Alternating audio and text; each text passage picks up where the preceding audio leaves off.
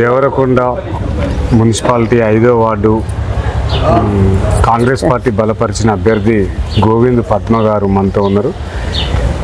ఈ కాంగ్రెస్ పార్టీ ప్రవేశపెట్టిన పథకాలతో పాటు గత ప్రభుత్వం చేసిన అభివృద్ధి కార్యక్రమాలు కానీ ఇప్పుడు ఈ మున్సిపాలిటీలో కౌన్సిలర్గా చేయడానికి గల కారణాలు ఏంటో వారిని అడిగి తెలుసుకునే ప్రయత్నం చేద్దాం. చెప్పండి మేడం, మీరు మున్సిపాలిటీలో అంటే మీరు వార్డుగా చేయడానికి కౌన్సిలర్గా చేయడానికి గల కారణాలు ఏంటి, ఎందుకు చేయాలనుకుంటున్నారు? ఒక వార్డుకు సేవ చేయాలనే ఉద్దేశంతో మాకు జనరల్ ఇచ్చినందుకు మేము ముందుకు వచ్చాము. జనరల్ మాకు కాంగ్రెస్ తరఫున జనరల్కి ఇచ్చారు.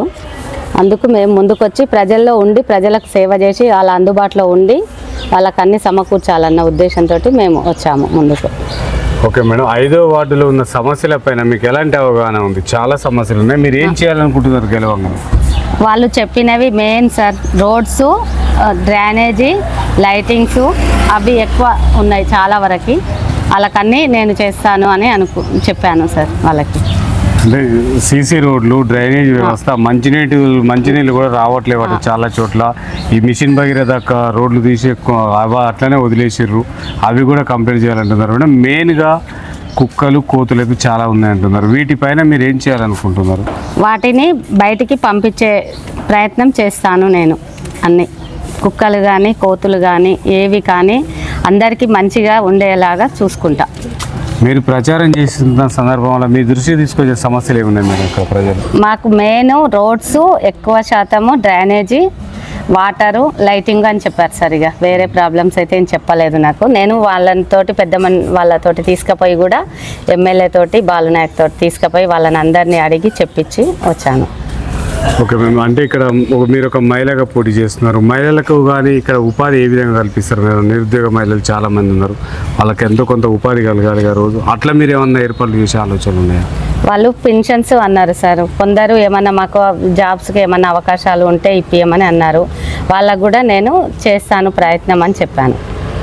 5వ వార్డు భద్రత కోసం మీరు చేయబోతున్న ప్రణాళిక ఏముంది మీ దగ్గర?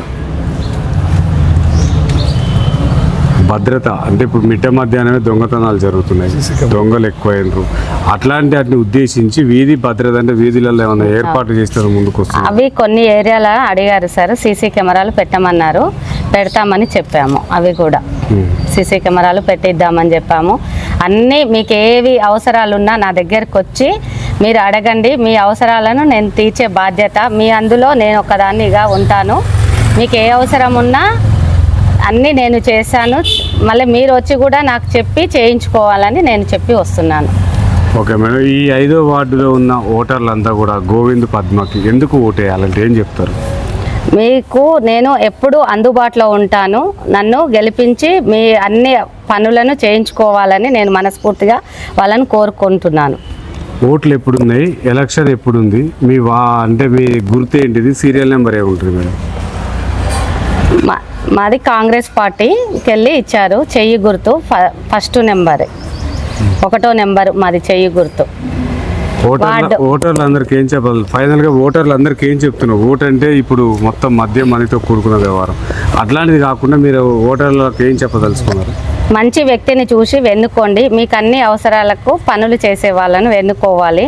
అన్నీ మనలో ఉండకుండా అంతా మంచి వాళ్ళలాగా మీరు వచ్చి మమ్మల్ని గెలిపించాలని నేను కోరుకుంటున్నానని చెప్తున్నాను.